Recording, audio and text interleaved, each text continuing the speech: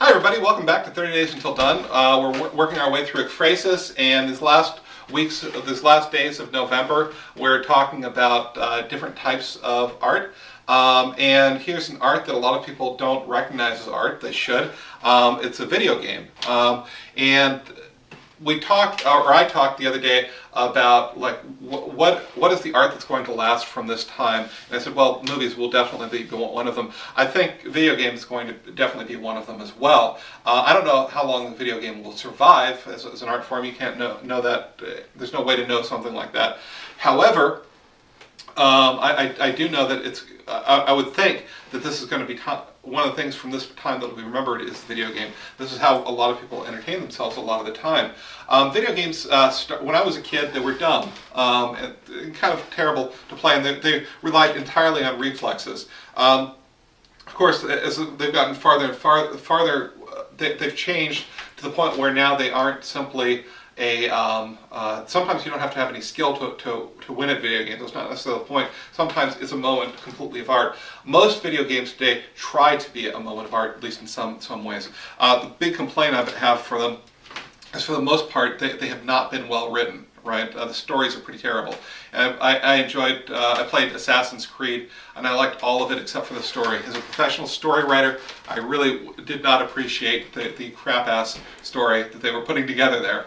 But there's all sorts of different ones, and they vary in skill level and whatever. So try if you can. Let's see. Let's choose a video game that's kind of such. Why don't we try World of Warcraft? Right. That's kind of It's no longer played very much. I guess it is. I don't know. But it doesn't have the sort of cultural cachet that it had maybe 5 years ago. And if you've never played World of Warcraft, that's fine. My guess is that you play some kind of video game. Most people do.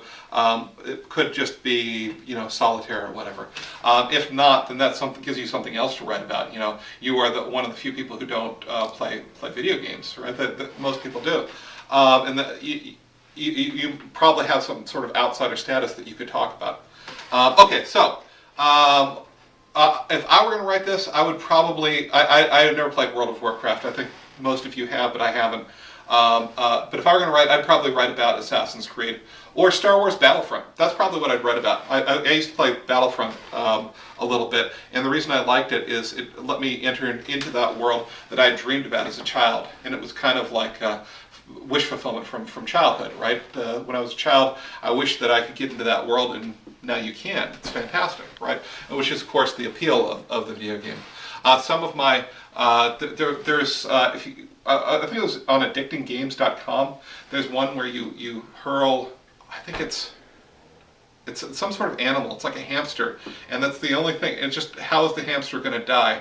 And you get more points the farther the hamster goes before he dies. It's sort of bouncing.